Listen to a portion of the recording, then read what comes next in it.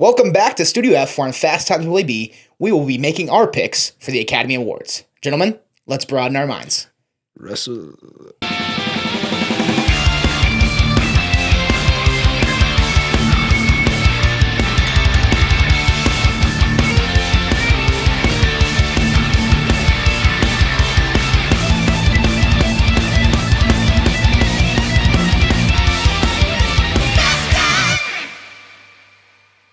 Welcome back to Fast Times with Willy B. I'm Willy B, and I got Keenan back on the show. Keenan, how are we doing today? Good, thank you for having me. Doing good. So today we will be talking about the 96th Academy Awards. We'll be going through 18 of the categories. We left a few off just because it's hard to watch everything these days. You know, there's the tens of thousands of movies live-action coming out shorts, the animated shorts, Yes. and what was the other ones? Documentaries. Documentaries. So we'll leave a few out, but we'll mainly be going through the big motion picture ones. Obviously the big ones, and then some of the VFX, the technical stuff. A lot of technical categories. But Cool. 96th Academy Awards, a lot of great films last year. Honestly, a great year for cinema in the sense that we're kind of returning from COVID. If last year wasn't a good indication that they would be back, I mean, this one, aside from like Dune being pushed back because of the strikes. The strikes really the only hiccup last year. Yeah, really. And we got most of the movies that were supposed to come out. So. Yeah, a lot of great movies. It seems like, every month had something worth watching. A lot lot of great of stuff. there was a good mix of like big blockbusters and like smaller independent movies or just movies that usually wouldn't be seen. Especially the two international films that are Best Picture nominees with Anatomy of a Fall and The Zone of Interest, which were great. A lot of great films. But what we are going to do in this episode, we will go through these 18 categories that we have handpicked. We will give our pick based on the nominees, who we think is going to win. Once we get to the big four, we will give our pick, what we think is going to win, and we're going to open the floor up to all of the movies of the year, all of the performances. We will make our overall pick if we had saying, who wins. Yeah, for Best Picture. Yeah, gotcha. And then after that, we will talk about some snubs that we feel heavily invested in. We feel very passionate about these snubs. And then we will look ahead. We'll look ahead? We're going to go to the 2025 Best Picture prediction. 97th, yeah. What Oscar's going to be 97? We'll talk about it. It's going to be 96 first. So. Yeah, we'll talk about 96. But we'll talk about 96. Let's dive on in. Okay. The first one that we're going to do is Best Visual Effects. The nominees are The Creator, Godzilla -1, Guardians of the Galaxy Volume 3, Mission Impossible Dead Reckoning Part 1, and Napoleon. So I feel like there's an imposter among these five, just because. there's definitely an imposter. If you think about Napoleon, I think that's more in just the way they were able to do the architecture and even like the battle sequences. For, the thousands of extras. I assume they didn't have actual actors like a lot of the older movies would. But what's your pick? So my pick for Best Visual Effects would be Godzilla -1. Godzilla? Okay. Small budget, $15 million. Takashi Yamazaki had his finger on just about everything that was done with this film, and obviously the director. I thought this was one of, if not the best kaiju films we've ever gotten, monster films we've ever gotten, and Takashi Yamazaki, you could tell, poured his heart out into this thing. But for such a small budget, it was awesome seeing what he could do with that. You get these Marvel movies that are having $300 million budgets, and they're struggling with VFX. Yeah. So I'm going Godzilla -1, Takashi Yamazaki. So a little transparency. I haven't seen Godzilla -1 or what was the other one? Or Mission Impossible Dead Reckoning. Okay. Part 1. So with the three that I have seen, I'm gonna go with The Creator. Which I forget the VFX artist's name, but cinematographer was Greg Fraser, and the way they were able to, it kind of felt very, just in the effects, it felt so much like a big budget Disney movie in that sense. Yeah, it was definitely a spectacle, and I think the spectacle between these three, I know Guardians of the Galaxy is actually Disney, but I felt like the creator, just the depths of which they went there, you know, it's, The world they created. yeah, a whole different world. I respect what the people at with Napoleon did. Yeah. What they were able to do and accomplish. I mean, that's a different type of way to artistically use VFX. But I'm gonna go with the creator. I just like that one, and I'm sure Godzilla -1 would probably be my choice if I had seen it, just because. And that one probably will be the winner. Yeah, we can jump to who we think's gonna win. I think who I think is gonna win lines up with who I would pick. I think Godzilla -1 is gonna take this. Just what again, Takashi Yamazaki was able to do with $15 million is groundbreaking, honestly. Yeah, I haven't seen it, but from what I've heard of people that have, and even like you see the other predictors, whether it's Gold Derby or there's one on YouTube that I love to watch. His name, they're the Oscar expert, and I believe they also like Godzilla -1. So you never want to say something's a lock, but this is one of those categories that feels locked up with Godzilla -1. Next, we'll hop over to Best Sound, and Keenan, who do we got? The nominees are The Creator, Maestro, Mission Impossible: Dead Reckoning Part 1, Oppenheimer, and The Zone of Interest. All right, so we'll start with who our pick would be in Best Sound. That's a good list. That's a great list. It's a very good list. And actually, I think... Who are you picking? So who do I think is going to win? That's what we're doing first? No, who would you pick from this list? Yes. Okay. It's a tough category. It is a tough category. My personal pick is going to be The Zone of Interest. Okay.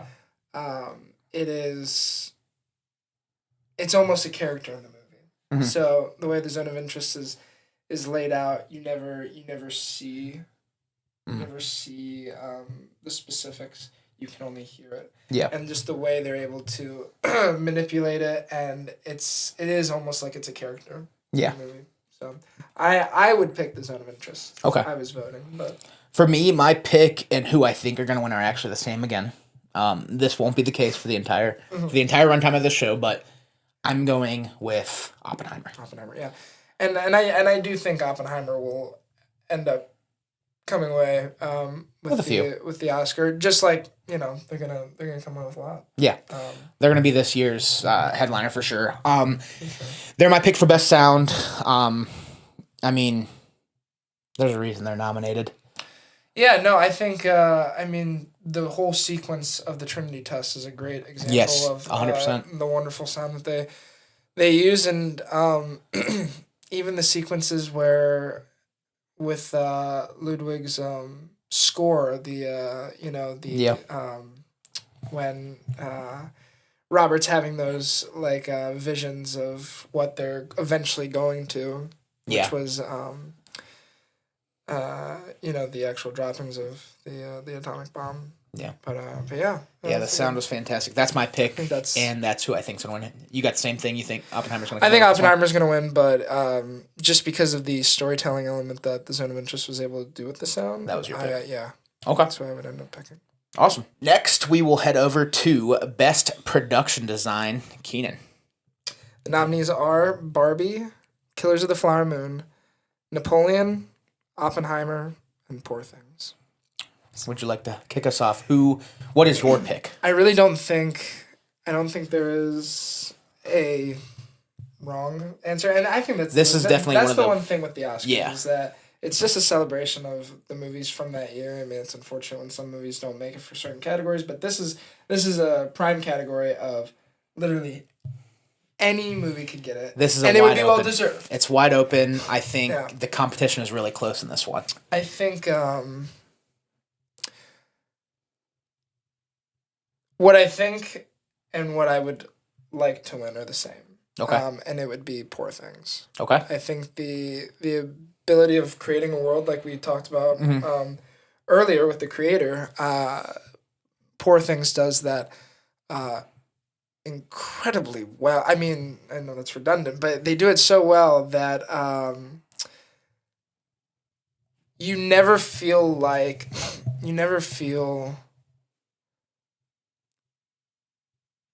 I'm gonna have to cut this. Because I'm just like, I'm trying to figure out how to articulate this. No, you're good. Unlike Killers of the Flower Moon, and Oppenheimer and Napoleon, like those are you are immersed in reality. Yeah. And Barbie and Poor Things, you're more so immersed in these creative designs. Creative designs that and Once Upon a Time in Hollywood won production design in 2019, and that was very much rooted in this real world. But Poor Things, I think there is this element of why I want it to win is because I think it's visually pleasing to watch. 100%. I mean, even the interior shots of these different places that Bella and I don't remember Ruffalo's character's name, but when they're traveling and all that, those are just so pleasing. And the ship, and when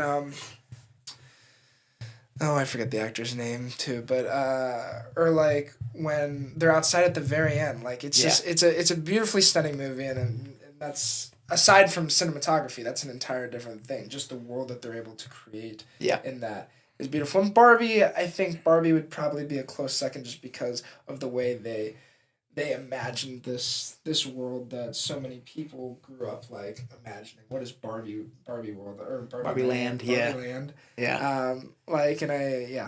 So I think it'll be Poor Things. I'm actually going to agree with you in both cases. My pick and who I think is going to win is Poor Things. Yorgos Lanthimos blew me away. Like you said, cinematography is a completely different thing, but production design in itself, it was just unique. Unique's the best word for it. It felt never done before. And like you said, it was aesthetically pleasing on the eyes, easy to watch, fun to watch, easy to follow along with.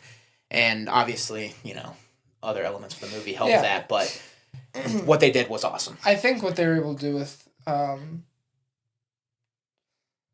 like pushing the story forward with where they were. Yeah. Where they were, I mean, it was more so fascinating, like you said. It really, and if it has been done before, I think Poor Things really, really did a great job. Escalated it, yeah. Up next, we'll have the Best Original Song. Keenan, hit us with the nominees. The Fire Inside from Flamin' Hot. I'm Just Ken from Barbie.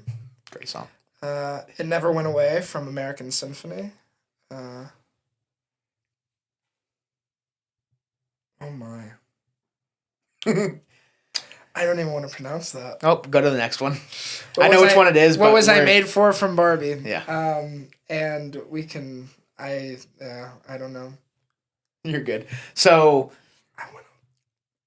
I have a feeling that we're both going to agree on this one too. This is another one that almost feels like a lock. Yeah. And I don't want to say it's a lock because I feel like there's really two in the running, but I think they're from the same movie. Well, yeah. I think the only two songs are going to be the Barbie ones. Yeah. Which is I'm Just Ken and What Was I Made For. Although American Symphony, It Never Went Away, that is such a beautiful song. I'm excited to see it performed. For sure. At the Oscars. That entire movie, I think, is beautiful. I hope, even though we're not going to do documentary, I hope that one's documentary just because I do love John Baptiste. But yeah, I think What Was I Made For is more up the Academy's alley of what they'll end up. For sure. But I love I'm Just Ken. I just think that's of course the man likes I'm Just Ken, but I mean Ryan Gosling does a really good job of selling it. Yeah. And he really commits to it, and then you have the other Kens who I Can you feel this energy? Yeah, the Ken. Anyone that knows me knows that was probably if they gave top 10 in Spotify Wrapped, that was in my top 10. It just missed top 5. That's fine. But yeah, I'm Just Kidding is phenomenal, but I agree. My pick and who I think is going to win is What Was I Made For. As much as I love I'm Just Kidding as the next guy, I do think What Was I Made For was more impactful, I'd say, in the sense of the entire story. Yeah, no, and I think that, absolutely. I think I'm Just Ken is definitely like the tongue-in-cheek moment of the movie, and you're like, I don't know. Yeah. You can shed a tear listening to What Was I Made For. Oh, yeah. That's the more... and I think Mark Ronson produced both. Yeah. Which would be... This might be his second Oscar, because he produced Shallow. Okay. For A Star Is Born. Yeah. But yeah, so... So what was I made for is we both agree our pick and who we think's gonna win. Mm-hmm. Next, that will take us to best original score. Keenan, the nominees. So first we have American Fiction by Laura Cartman. Sorry. You're good. Next we have Indiana Jones and the Dial of Destiny by John Williams. Killers of the Flower Moon by Robbie Robertson. Oppenheimer by Ludwig go around the sun. I don't know how to say it. And then Poor Things by Jerskin Fendrix. Sorry. Fendrix. I hope nobody sues us. No, you're good. You're good. So I'll kick this one off. My pick is Poor Things. That is a score that I have listened to a lot. It's one that I can put on repeat. It's almost out of pocket.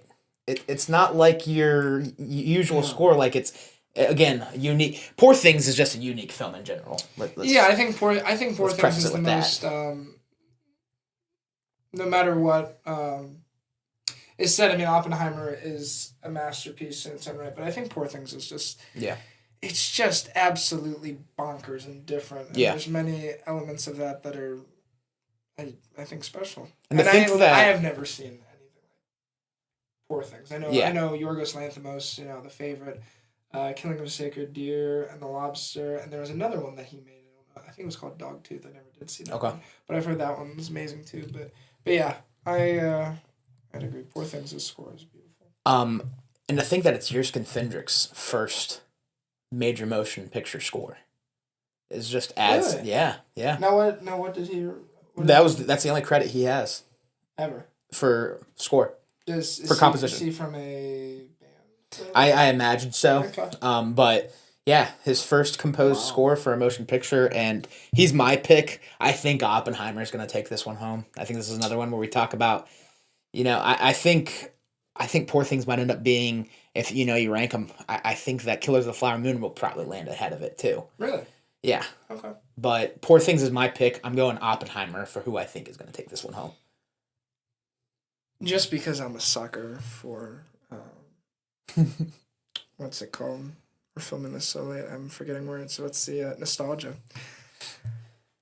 Indiana Jones and the Dial of Destiny by John Williams. If that one might shed a tear, because even though he didn't collaborate with Steven Spielberg and it was James Mangold. Yeah. To hear the original and Indiana Jones, no matter how you feel of the Dial of Destiny, I mean, I thought it was a great ending. If that is the ending, it was beautiful. I would love to see John Williams get another Oscar, but I believe it's going to be Ludwig for Oppenheimer too. That's fair. I think I remember listening to that score during my one math class this past semester, thinking I was I trying to do the most simple math equations, thinking this is like Oppenheimer. This is really so. You're making the bomb. yeah, I'm making a bomb with what's the Pythagorean theorem. Yeah, the Pythagorean theorem in class, and you're using the equation so that's good. You're using the equation to find the slope of a line, and you think you're making the. That was actually one thing that we had to do. I had to find the slope. Y equals mx plus b. God, I wish I knew the professors. I wish I remember her name because she was this little old lady, and she helped me pass the class. Yeah, we never passed with her. Anyhow, so yeah, I think Oppenheimer will for sure. We definitely have differing opinions on the Dial of Destiny, but I will say the score is definitely one of my favorite parts of it, and that's just because, like you said, the nostalgia factor. Yeah, it's that John Williams, man. That Raiders March that you hear, even though it was a little different, I just thought it was... You can't beat John Williams. You can't. Yeah, there's Harry Potter, you got Jaws. Did you do Harry Potter? Mm-hmm. Hedwig's theme is John Williams. There's a song called John Williams is the Man. He is. And, best original song. He is the man. So next up, we got makeup and hairstyling. Keenan, what are the nominees? The nominees are Golda, Maestro, Oppenheimer, Poor Things, and Society of the Snow. Who do you got winning? Who's your pick, and who do you think's going to win? So funny enough, Society of the Snow was playing at the Cleveland Cinematech tonight, and I didn't go see it because of other prior engagements, and it's on Netflix, so I have to see it. But I've heard that movie is bananas, and that the makeup and the hairstyling are some of the best parts. But with and I haven't seen Golda. I don't even know what that movie's about. So with the 3 movies I have seen, from a storytelling standpoint, I believe Maestro does the best job of telling that story. I know Poor Things. You know, you got Willem Dafoe.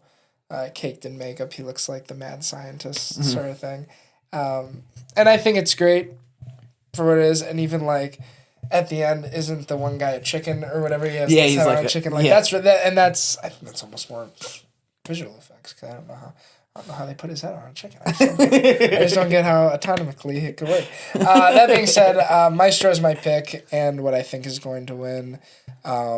Oppenheimer, there was that one sequence at the very end where he was like, he looked just deathly old, which was good. But I think as to tell a love story over 40 years, like Maestro did, I think that has my pick. So if it ends up being Gold or Society of the Snow, I can't be mad because I haven't seen it. For me, my picks are the same. Who I want and what I think is going to win, and that's Poor Things. You've already kind of touched on it. Similar to when we were talking about the production design, this whole world was created, and you can see it in the makeup and hairstyling too. I thought Willem Dafoe was great. Kind of seeing the evolution of Emma Stone, even as it's not over 40 years, but it feels so long because she's growing up over the course of this entire film.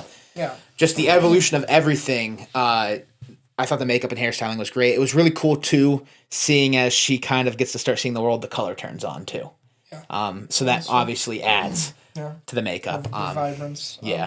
Poor Things for me is a pick that I feel like will take away on a lot of the creative awards, just because what Lanthimos did was so creative. And again, I'm going to use the word again, unique. Up next, we've got film editing. Keenan, who are the nominees? So we have Anatomy of a Fall, The Holdovers, Killers of the Flower Moon, Oppenheimer, and Poor Things. And Poor Things' editing was done by another guy named Yorgos. But not Lanthimos. Crazy. All right, Crazy. Here you go. All right, I got...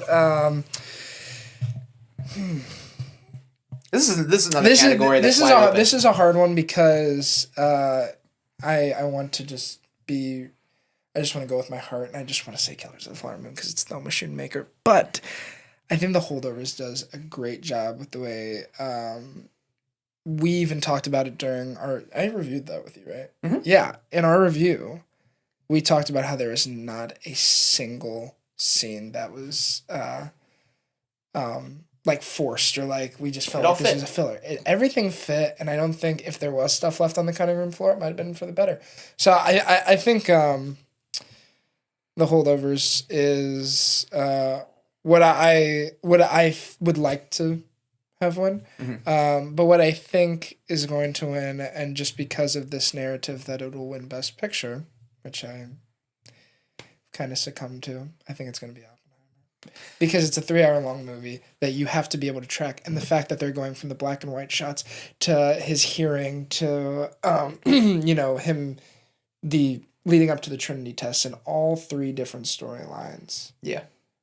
Are hooked together. Yeah. And I think that is a beautiful job in editing. For sure. I think it absolutely deserves it. But for sure. But yeah. I completely agree with your take on The Holdovers. I love The Holdovers just as much as you. We both were 10 out of 10ers for it. But my pick and who I think is going to win is the same, and that's Oppenheimer. Yeah. You said it. How they're able to tie these 3 different stories together into one, make it seem so smooth, make it all make sense, make it all connect. It was a great job. Job well done. There's a reason, again, it's getting so much high regard going into award season, and it's who I think is deserving and who I think will win.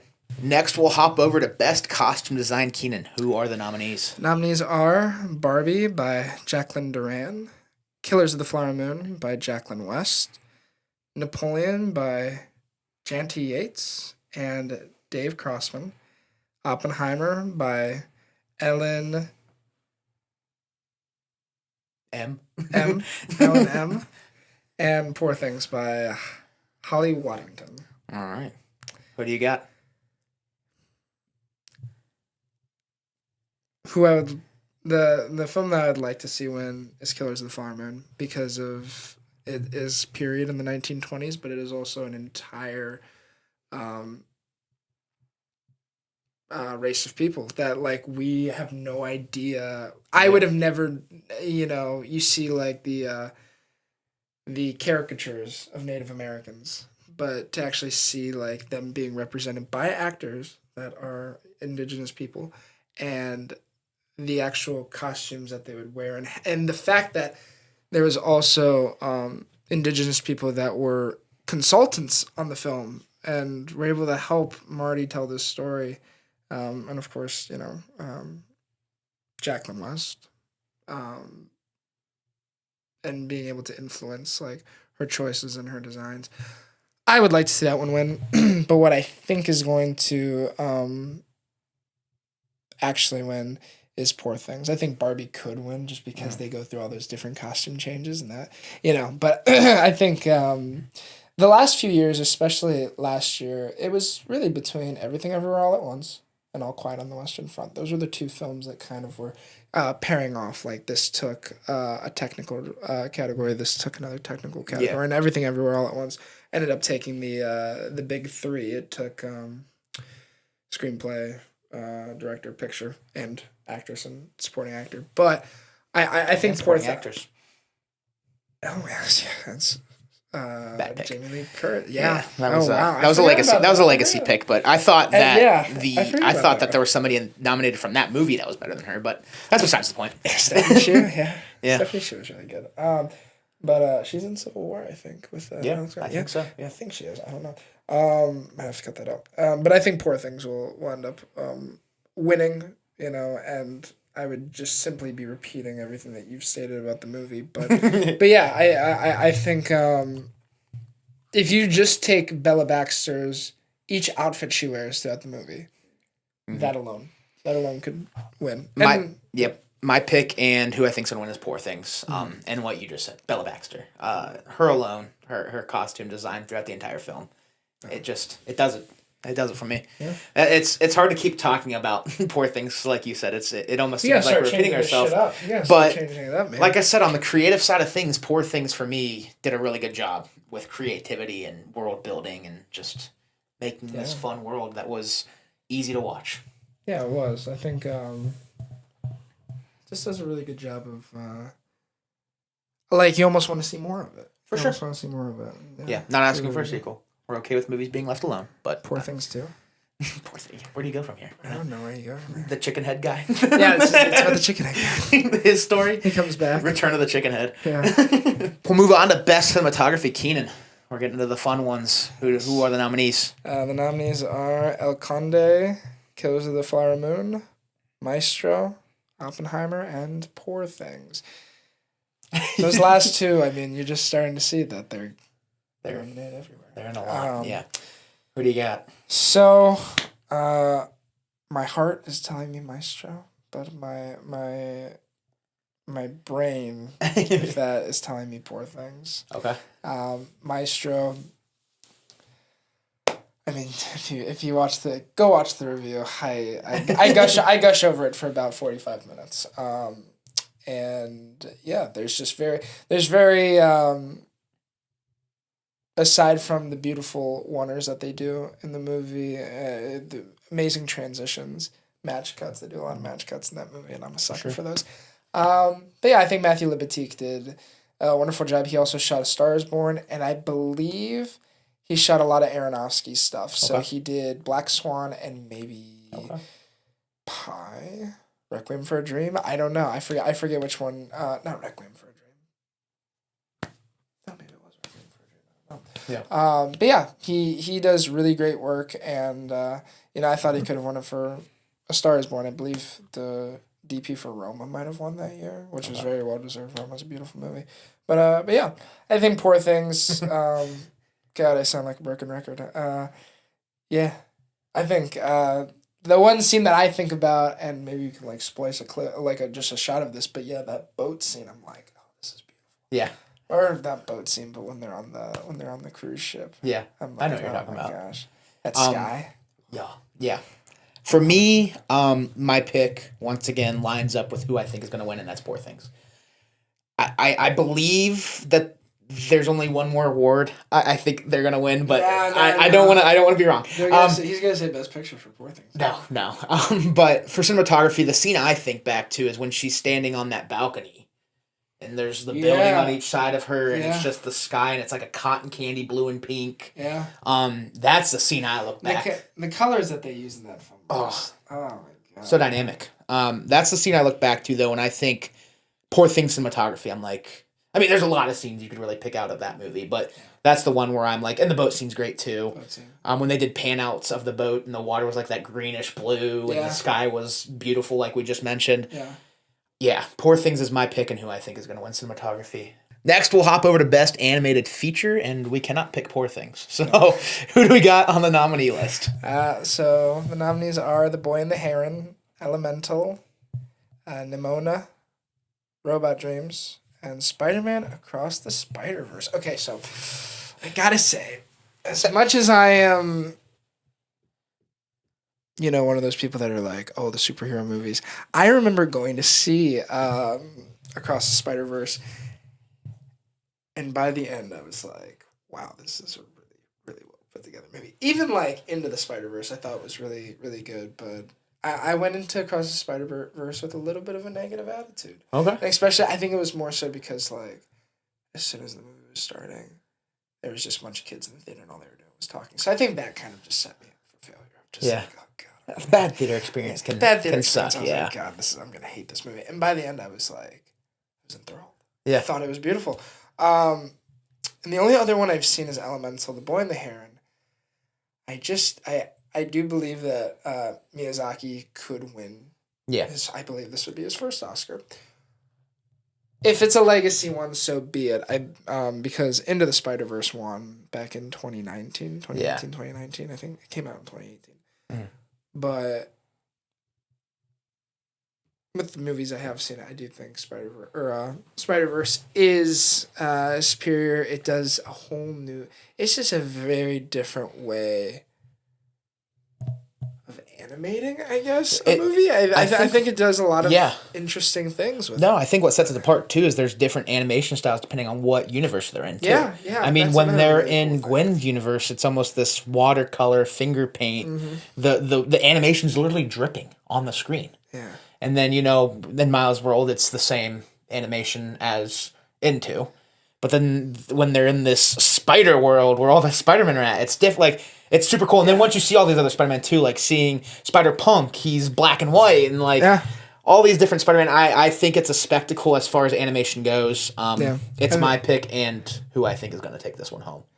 But I do agree, The Boy and the Heron. I think The Boy and the Heron could. I have not seen it, but it's like one of those movies that I'm just like, the narrative is way too good here to say it can't win. To say that this is a lock. When you're talking about, when you're, hearing the early buzz too and who people are thinking, it seems to be those two. Yeah. But Spider-Verse for me as well, man. Yeah. What a movie. And I'm glad to see you giving a little bit of respect to the comic book films. So. Comic book films. Shout out my boy Spidey up there. That's the only one you'll get. So, all right, I'll take it. Take it and enjoy it. I have it on video. You have it? So I'm gonna. Anytime I badmouth an MCU movie, you're just gonna send me this. I'm gonna snip that out of this entire video and be like, all right, when I'm having a bad day. You're having a bad day. Watch Keenan. This is the same motherfucker who texts me and says, I don't think Everything Everywhere All at Once was a very good movie. I'm like, you are the goddamn, like, you love multiverse stuff. You love superheroes, and you don't like that movie? Let's just say that Banshees of Inisherin. Banshees of Inisherin was The Fablemans deserved a lot more respect last year. That's all I'm going to say. I agree, but for somebody who is so in love with movies like that, I was just shocked you didn't like it. That's fair. It just wasn't for me, honestly. Because I can tell everybody else loves it, so I know it's, I can't say I love it, but I think it's a good movie. Yeah. Anywho. Heading over to Best Original Screenplay, Keenan, the nominees. The nominees are Anatomy of a Fall, The Holdovers, Maestro, May December and Past Lives. Past Lives. All right, where are you going with this? Who is your pick? Oh, and who do you think's going to take this one home? Well, I think it's just going to be, well, let me take that back. I was about to say a Holdover sweep. I think Holdovers, it's a movie that I could rewatch over and over again. Oh, it's a staple. I think every year. I think the Golden Globes winner is gonna win, and that was Anatomy of a Fall. Okay. Anatomy of a Fall, great film. Yeah, great movie. I think Justine Triet, and it's her husband who wrote it with her. Mm-hmm. But yeah, it was a movie that I don't know what the rewatchable value is. With the language barrier. Not even just that, but not that. More so like, I kind of know now that you never really get told who did it, and maybe to watch it again, I would get like more clues on who I think, or maybe it's just something that you're never supposed to really know. Maybe it leaves it up to the imagination. Yeah. It's also tough. It feels like movies based in a courtroom are usually harder to rewatch. Just because they tend to have they're very dry, drier periods. Yeah. This one has the language barrier. When you're watching this movie, there's that level of suspense and tension that you almost lose on a second watch because you know what's going to happen now. You know. Yeah. I agree. I think my pick and who I think is going to win is The Holdovers, though. My pick is The Holdovers, and I think they're going to win this one. I think they're going to take home Best Original Screenplay. I think The Holdovers is such a fun movie with like a good, just the conversation where Sessa's character and Giamatti's character are in the restaurant right after Sessa goes and sees his dad, and he's like, that's some good acting. But really good writing. After we went and saw it and reviewed it, I took my family to it, and it was one that they all really enjoyed. It's just it's one of those feel good movies. You even called it the this generation's holiday classic. Yeah, I think it's this generation's Christmas story. That's a movie that can be rewatched from the week of Thanksgiving, that Monday, all the way until Christmas. Yeah, and it's not like it is. It's not campy. It's not Christmas. No. It's based very around subtle. The holidays, and it is subtle. It's subtle. It's subtle. I don't think it throws Christmas in your face or like a certain denomination of religion. Like, it just happens to be that Christmas break that many people know. You know what it's like to go home for Christmas. I mean, yeah. And just not having it would just not having hurt. it. And I think that's like,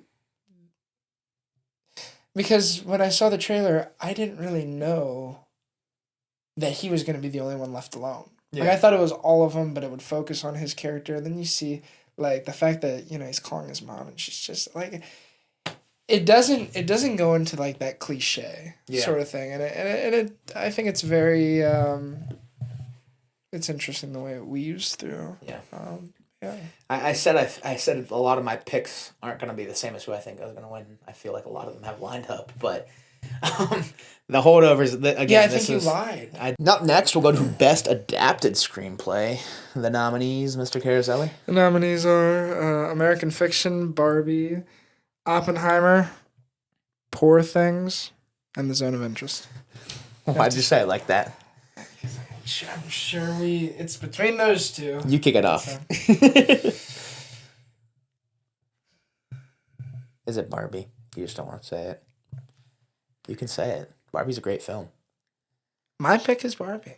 Is it? I'm serious. So they released. So I have both the Barbie screenplay and the Oppenheimer screenplay on like paperback. Mm-hmm. It's a well-written film. It's a well-written movie, and I think this is your pick. I know. Do you think it's like, is this who you think's going to win too? No, I think Oppenheimer will win.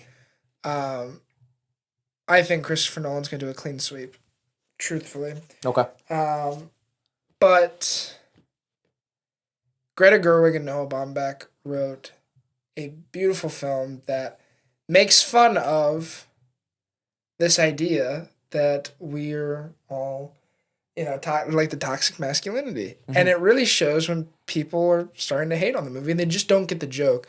And the fact that people cannot laugh about themselves, I think that just kind of speaks so much more to the movie. Yeah. And since, I know America Ferrera, no, was she nominated? I'm so sorry. See, I didn't know. Yeah, America Ferrera was nominated. Yeah.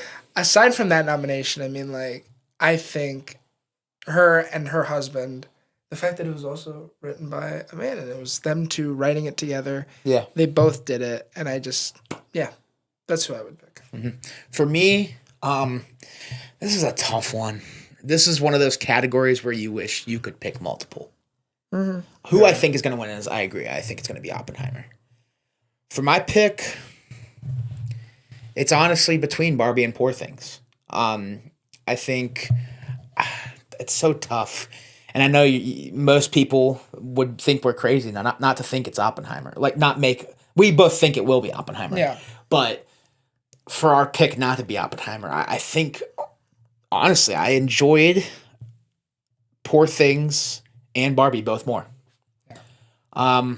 If I had to land on one, I'd probably lean Barbie. And I'm not just trying to copy you. It was just... I think Poor Things does a great job, too, of that. Yeah. It's my biggest gripe with Poor Things is a little bit of the prostitution. I think could have been cut down a little bit, just a little bit. But that's still... Well, the one gripe that I've heard a lot of people have with Poor Things is this idea that, it's the brain of a baby. Yeah. And so, people kind of find that a little weird. And it is unconventional, and it is a bit For sure. different. I think at some point, if you just, disconnect from that fact, you don't feel as creeped out by it. But I think it does this thing where it's oh God, are we gonna use unique again? Are we gonna use that term unique? You're using it, not me. We need a thesaurus. So if you want to send one to what's the studio called? Studio F. Send a thesaurus. It's non-conventional. It's not unconventional. Unconventional, sure. Hey, we're getting deep into this. We're getting deep into this. But this is deep. No, I lean Barbie. I totally agree with everything you said. It's a movie about this major IP that is a toy. It's a toy. Yeah. And they were still able to have fun, but also put across this message. That's powerful. And it is relatable. It's current. Yeah. I agree. That's my pick. But again, I think Oppenheimer is going to take this one. What you got? I was just gonna say, I heard people talking about Barbie as if should it be an original screenplay or an adapted screenplay? That's a good question. I think it's an IP. It should be adapted. I think it's an idea, but they were like, no, but it's an original story. It is. When I saw that nominee in the adapted, I was like, I get it, but I could see it going either way. The other way, for sure. I think. I actually think that it should be an original screenplay because don't you think it would have a better... I mean, thinking about would it have a better chance to win the original screenplay? Now, I think it would be that or Holdovers. Yeah. I think it would probably take the spot of May, December because Past Lives... That was one of Past Lives' only nominations. Yeah. I think it was May, December's only nomination too, but... definitely feels like a more replaceable movie, though. May, December? Yeah. Yeah. I agree. But all right, next we got Best Supporting Actress. Keenan, the nominees. The nominees are Emily Blunt for Oppenheimer, Danielle Brooks for The Color Purple, America Ferrera for Barbie, Jodie Foster for Nyad, and Divine Joy Randolph for... I think we can make this quick. I think we can make this one quick. This is a lock. This is such a lock. I don't like using that term, but this is my pick. This is who I think's going to win. Divine Joy Randolph. Give it to her today. We don't need next Sunday. Just ship it to her. Just ship it to her. Just give it to her. Why make her come all the way out? Why make her come all the way out? And no, yeah, she's awesome. I think she, even if she was bombing every single speech that she was giving, there's no doubt in my mind that they're gonna give it to somebody else. And if they do, I'll be bamboozled. We'll be bamboozled. When they give it to Jodie Foster, and that will be her third Oscar. My look will be unique. My look will be unique. No, I think that's gonna be the word. That's gonna be the word that we use at the end. We're just gonna say unique. This podcast was unique. But no, I think it's a lock. I think it's a lock too. I don't think there's anyone even challenging her. Yeah, maybe. And that's not to discredit the other nominees. No. And I think it's not. That shouldn't. But I do believe that she's a standout. That she stands out among every supporting performance this year. Oh, I mean, sure. even if you combine supporting actress and supporting actor, I mean, it would be a tough decision between her and Robert Downey Jr. Yeah. Best supporting actor. With that being said, Keenan, who are the nominees? The nominees are Sterling K. Brown for American Fiction, Robert De Niro for Killers of the Flower Moon, Robert Downey Jr. for Oppenheimer, Ryan Gosling for Barbie, and Mark Ruffalo for Poor Things. I'm not gonna call this one a lock, but I think this is another easy one for us. I think we both agree that our pick and who we think is gonna win is Robert Downey Jr. If I'm not mistaken, kind of got that read from you. Or do you have a different pick? RDJ is my pick, and who I think is gonna win. I think Robert Downey Jr. is going to win. Iron Man, baby. And I think he deserves to win, and I hope, I hope he does, but there's something, man, about what De Niro, how vile. I know he has been doing that, and he has played vile characters, but there's just some manipulative thing that De Niro did that made me, I just hated him. I hated Robert De Niro. See, I'm saying Robert Downey because I want him to win secretly. And Downey Jr. played more of a reserved like that, and he really fell into the like a snake. Role. I think the person I saw it with, I don't even think they really realized it was Iron Man until later in the movie, and it wasn't. I was just like, "You're kidding, right?" They were no, towards the end, I realized that's Tony Stark. That's Tony Stark. And then I absolutely just got enraged, and I said, no, that's the guy from Tropic Thunder. That's Chaplin. That's Charlie Chaplin. No, I'm just kidding. But, I think he definitely disappears, and I know I just said Robert De Niro, but okay, yeah, I actually want Robert Downey Jr. I'm changing my mind. Locking it in. Lock it in. Robert Downey Jr. I don't want to say it's a lock, but this one feels close to a lock. But yes, RDJ is my pick, who I think is going to win. Now that takes us to the big four. Let's go to the big four. And again, we're going to add a third element to this one. We are going to do who our pick is, or who we pick based on the nominees. Who we think is going to win. And who we'd pick if we get to open this up to the entire year. Yeah. So the entire Sometimes year. Sometimes the nominees just don't get it for us, you know? Yeah, and let's dive on in. Yeah, and I think even if who we would pick, I'm probably going to pick something different for Best Actor, but I'll expound on it. Let's go to Best Actress. Let's go to Best Actress. Who are the nominees for Best Actress? Nominees are Annette Bening for Nyad, Lily Gladstone for Killers of the Flower Moon, Sandra Hüller for Anatomy of a Fall, Carey Mulligan for Maestro, and Emma Stone for Poor Things. Who do you got? Willis, I just think Lily Gladstone's taking this one. That's who you think's going to win, and your pick? I think Lily Gladstone's going to win, and honestly, I would pick Lily Gladstone. If you open up to the entire year, if I open up to the entire year, it's still Lily Gladstone, but I would not be mad if I'm trying to think. One performance I just absolutely loved was Jenna Ortega in Scream 6. Jenna Ortega in Scream 6? That might have been more supporting, but I don't think I've ever seen anything with Jenna Ortega in that. She good? Yeah. You haven't seen X?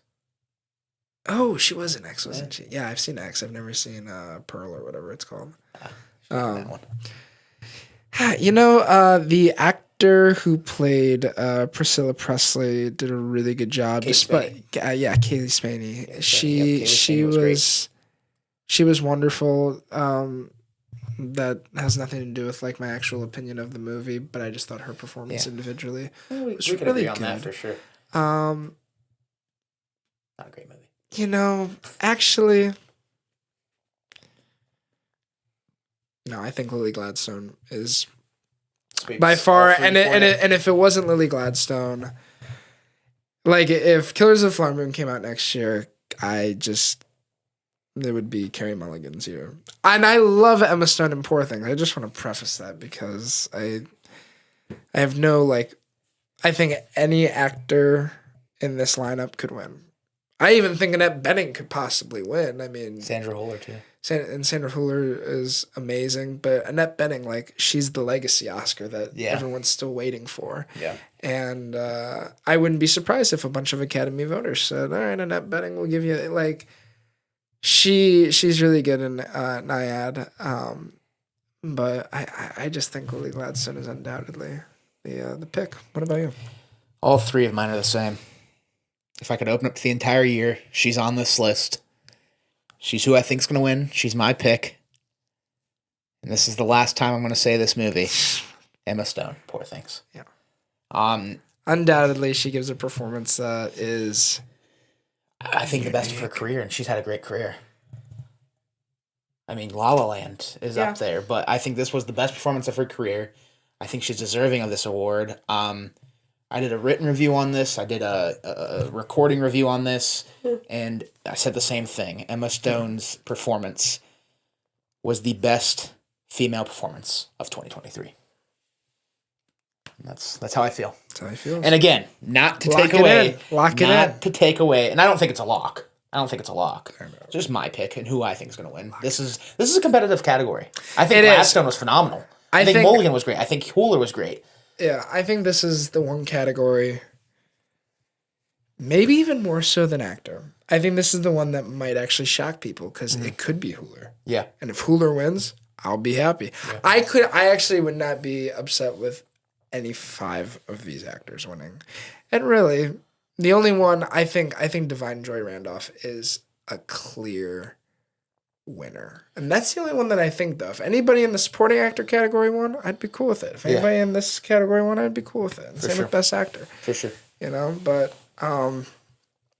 yeah, I think Gladstone, even though she does have less screen time, technically, like as far as like a percentage goes of screen time in her movie than Emma Stone does, I don't know. I mean, Emma Stone's in her film like she's the movie. She of the time. She carries it.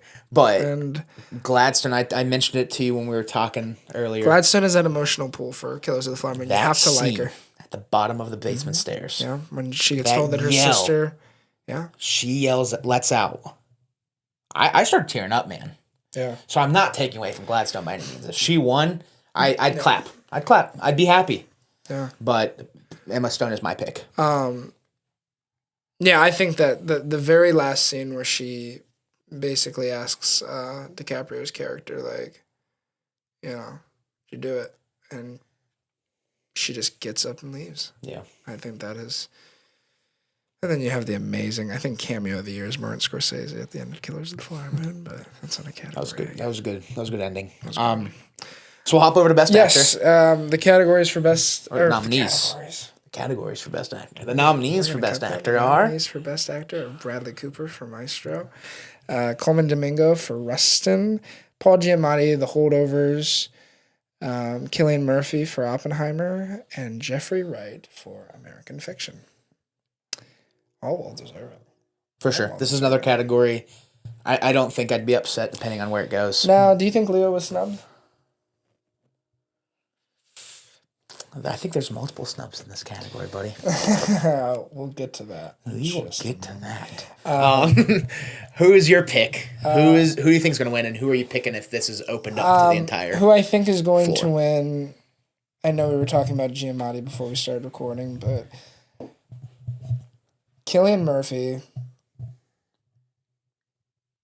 I think I have more of an emotional draw to Cillian Murphy than I do Paul Giamatti. I think Paul Giamatti is wonderful in The Holdovers.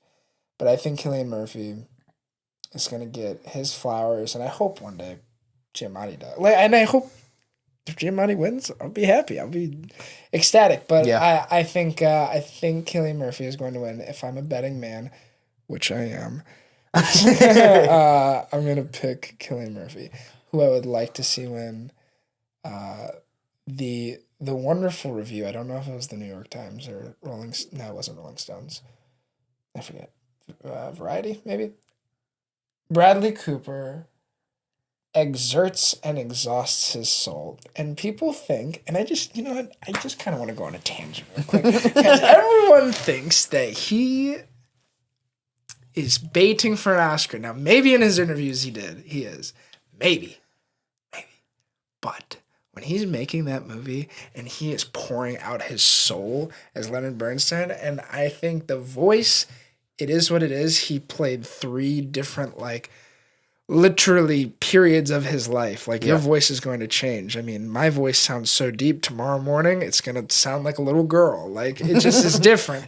And I just think what he did, and even like the Ely Cathedral scene, I've seen people say this doesn't look like it took 6 years of practice and hard work. Well, you have to also think he's directing it too. So he has to think about how he wants the shot set up. And he's talking with Libatique.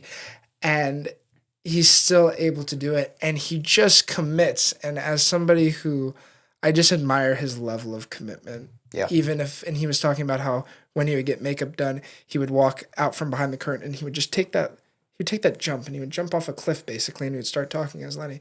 And that is some of the most, it's vulnerability, and he's willing to be vulnerable. And regardless of if he actually is trying so hard to get that Oscar, then so be it. I think he does an amazing job. For sure. Opening it up to the entire year. This is where you put Leo? I think Leo deserves a nomination. Who you would swap him out for? No idea. I think Coleman Domingo is one of the, like, he's somebody that I don't want to say a rising star because he was on Euphoria, and he's like already, like, he's won an Emmy, and he's been on Broadway. Like, he's not a rising star. Yeah. But he is someone that I wouldn't have known without Rustin. I've never seen Euphoria, so to watch that, and to, like, go and listen to his interviews and listen to him talk about, his struggling times as an actor, which weren't that long ago. I mean, 2007. So to see where he's at now, it's very inspiring. So I wouldn't, like, swap him out. And Jeffrey Wright, I think he's been a great bit character actor for so long, and for him to finally get a nomination, I think is absolutely wonderful. So no, I don't think, like, I would swap Leo out. I just wish Leo could get some sort of recognition, because even though people don't believe this is his best performance ever, that's fine. I don't really think it is either. But it's a character that he also really committed to, and he played such a manipulated character. I don't even know if I would consider him a villain. He was just dumb. He was just stupid, and he really played the guy who kind of got a pie in his face. Yeah, for sure. By his uncle. So yeah. For me, my pick, Paul Giamatti. Paul Giamatti? I want Paul Giamatti to take you on that Oscar. You want Paul Giamatti. And you think he's going to win? I think Paul Giamatti's going to win. That's my hot take. I feel like Cillian Murphy is a lot of people's take on this one, and he's deserving. I'm not saying he's not. No, yeah. But Paul Giamatti, for me, sometimes when it comes to these Best Actor and Best Actress, you mentioned it already, they do like to go legacy. Yeah, and that's why I have just a bit of feeling that Giamatti might have this coming his way. Yeah. And given some of the other award shows too. But yeah, my pick was Giamatti. If I'm opening it up to the entire year of 2023, my pick is Zac Efron. I think Zac Efron was definitely snubbed. Again, that's another thing. I don't know who I'd replace him for. This is almost just give another nomination, just because why not? But they should just make it 6 at this point. I mean, I forget which. If I had to pick, I guess I'd probably say Domingo or Jeffrey Wright. Yeah. Just because it's hard to take out Murphy. It's hard. It's really hard to take out Giamatti because he's my pick. Who am I missing? Cooper.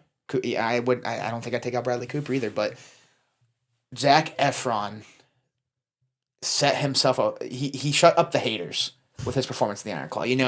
There's always that talk. He's done all these comedies. He's done High School Musical, Neighbors, 17 Again. 17 Again, Matthew Perry, rest in peace. Yeah, rest in peace. But he's done all of these films, and everybody's like, can he take on a serious role? Not only did he take on, but he absolutely bodied a serious role. Literally. He had me. That role. I've seen this movie 3 times, and I cried.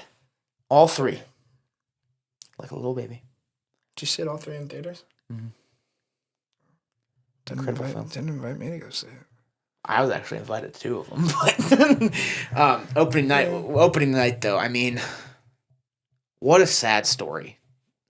But What was the Von Erichs? The Von Erich family. But Zac Efron, the final 15 minutes, he solidified my pick for the best performance of the year. Now that takes us to Best Director. Yes. Keenan, the nominees. The nominees are Anatomy of a Fall by Justin Triet, Killers of the Flower Moon by Martin Scorsese, Oppenheimer by Christopher Nolan, Poor Things by Yorgos Lanthimos, and The Zone of Interest by Jonathan Glazer.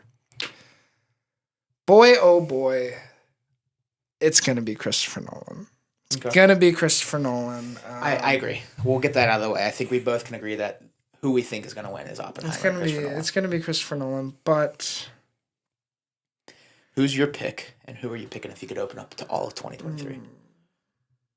And it could be the same thing. You know, I said this at the very beginning, and I don't think I've picked them to win anything else aside from sound. But Jonathan Glazer, for The Zone of Interest, was just... It was moving. I think that was one movie that, it's one of those movies that you wish there weren't stories like this that had to be told, but they do, and I think he did a great job of having... It was like a horror movie without seeing any horror. Mm-hmm. And there were moments where I felt very unsettled because of the way, of just the simple way they filmed it. There's like, not infrared, but there was like certain sequences that were very just abstract, and I was like, what's going on right now? And I felt I felt so uneasy while watching it, but it's a beautiful movie. So that's your pick?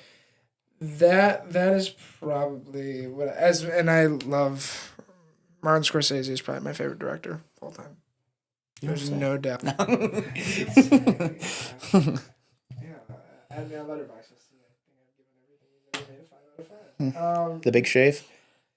Big Shave. What's a nice girl like you doing in a place like this? That's what it's short for. What's a nice boy like you doing in a place like this? Recording an episode. That's why we're at 2 hours now. Is that without, if you're opening up to 2023, are you going Zone of Interest as well, or is there somebody that wasn't nominated you think I pick? think Bradley Cooper's directing was amazing. I don't think he would get Best Director though. So yeah, I would say Jonathan Glazer. Okay. So for me, my pick for this and who I think is going to win lines up, I'm going Christopher Nolan. Based on the nominees, I thought Oppenheimer is, it's his big, and he's made a lot of great movies. But this seems like, for most people, this is his magnum opus. This is his masterpiece. There's the films of his that I think I like more than Oppenheimer, but I think this is I like Interstellar more than Oppenheimer. I do. What did you think I was going to say? Batman? You think I was going to say The Dark Knight? I thought you were going to say The Dark Knight. No. But, I mean, The Dark Knight's a great movie, don't get me wrong, but... No, I think Nolan's going to win this. He would be my pick, but if I could open this up to the entire landscape of 2023, no, I'm not going to say Sean Durkin. I'm going to say Alexander Payne. With The Holdovers. Yes. Alexander Payne would be my overall 2023 pick for Best Director. He did a great Yeah.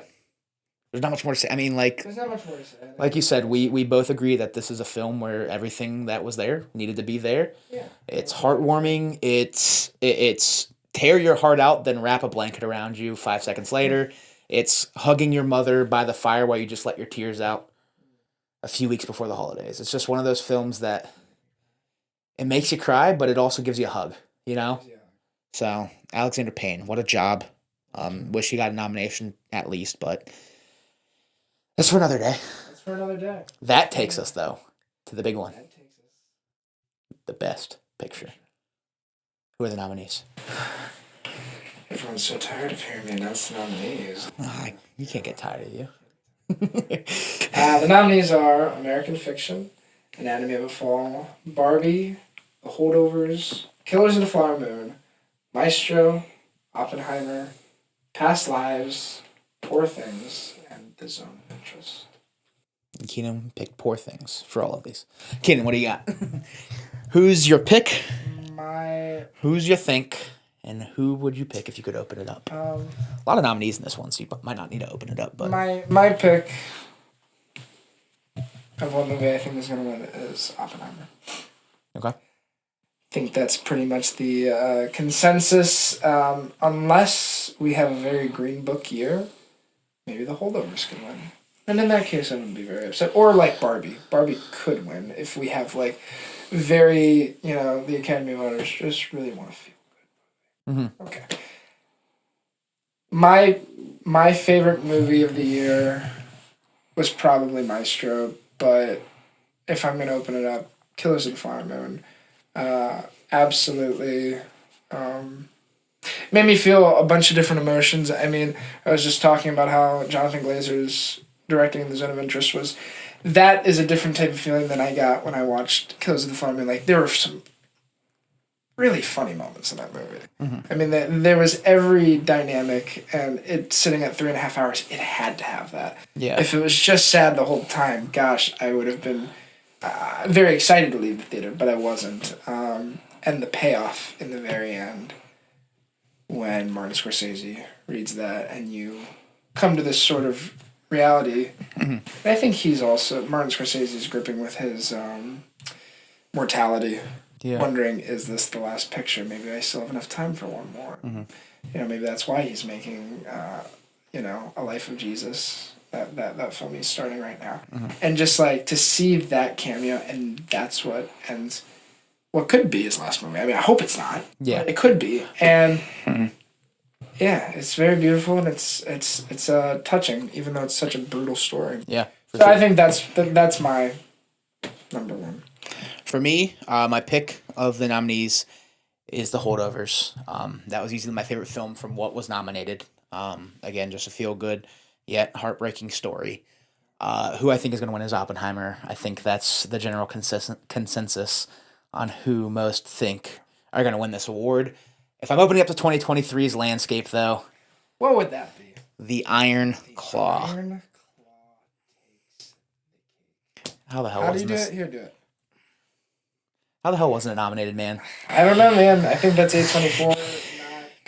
It's probably A24 not pushing it like they did for... I mean, they pushed Past Lives probably harder. Yeah. And look at... It didn't get even a directing nomination. But The Iron Claw, in my opinion, is A24's best movie to date.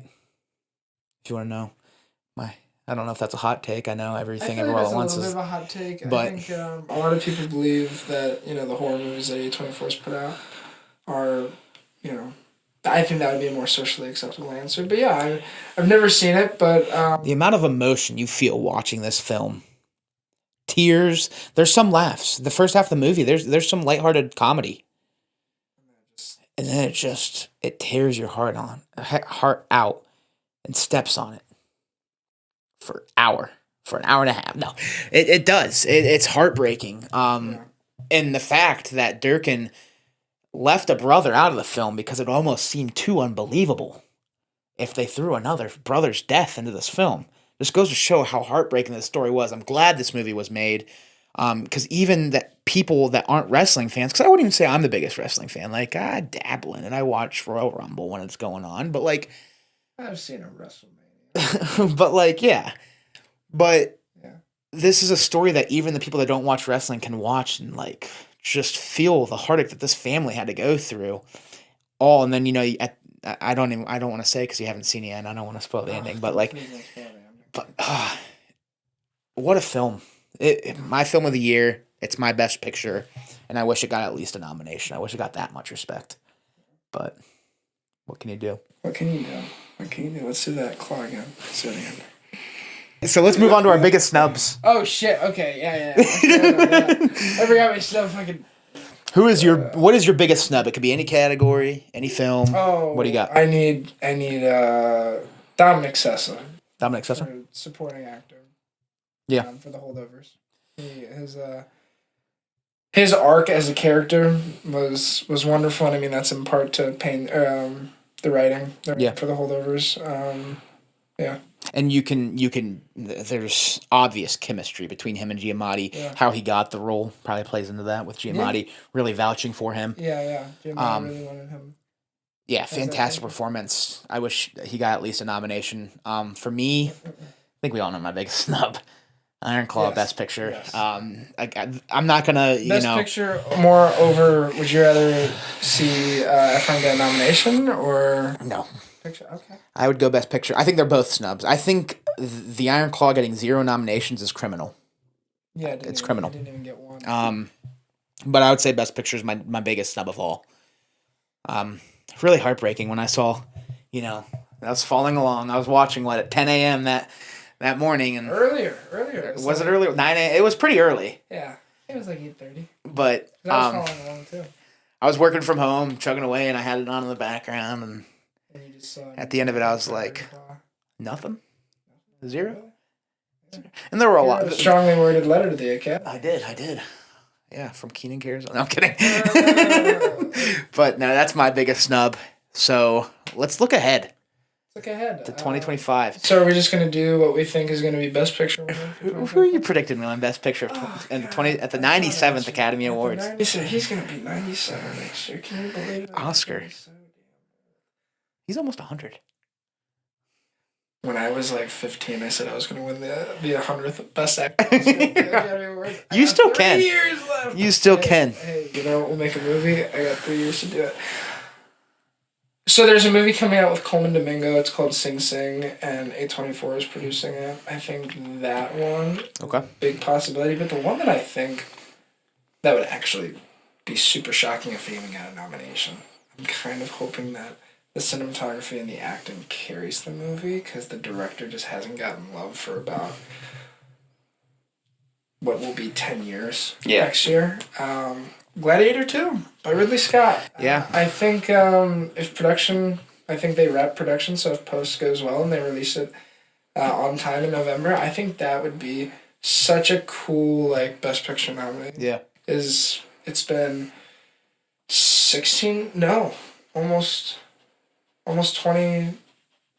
24 What year was Gladiator? Was it 2000? 2000. Yeah, 24 years. 24 years. And so I'd like to see that.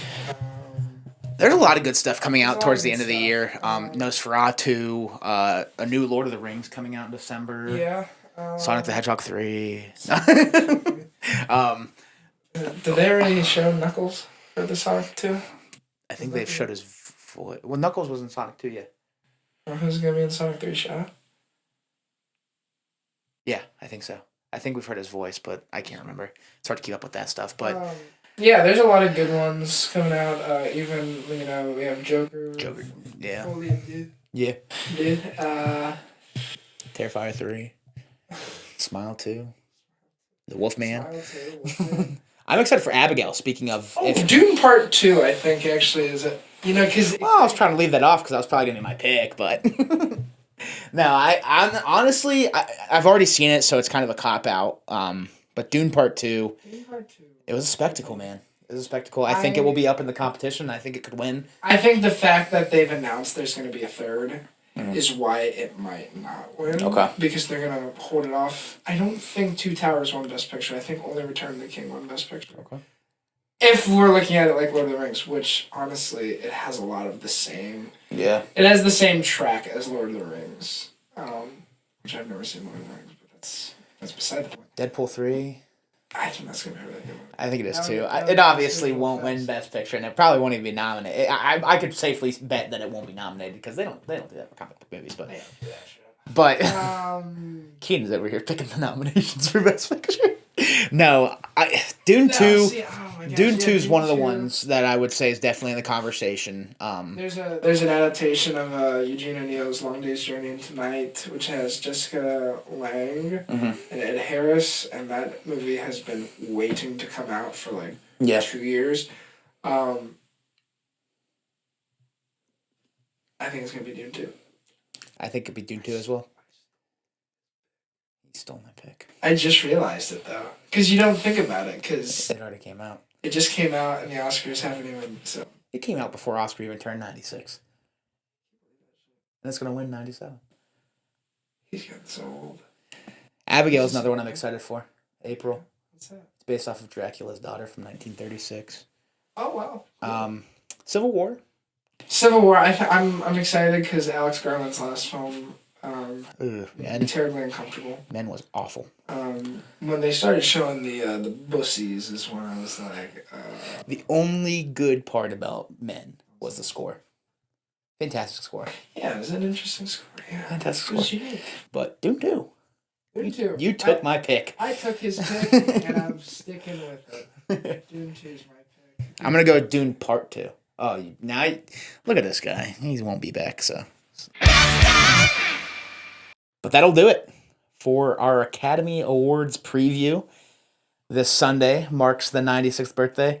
Keenan, I would shake your hand, but both your hands are currently holding Stormbreaker and a microphone, so thanks, buddy, for coming on. Thank you for having me. Thank you all for watching. If you like what you're watching, please check out some more of these videos. Hit the subscribe button or follow the social links down below.